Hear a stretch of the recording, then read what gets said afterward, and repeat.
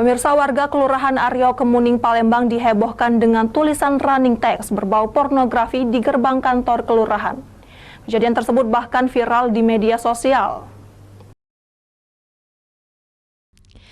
Dari rekaman ponsel warga yang beredar di media sosial, terlihat running text di depan gerbang kantor Kelurahan Aryo Kemuning, Palembang tulisan tak pantas berbau pornografi. Warga yang mengetahui langsung memberitahukan ke pihak kelurahan.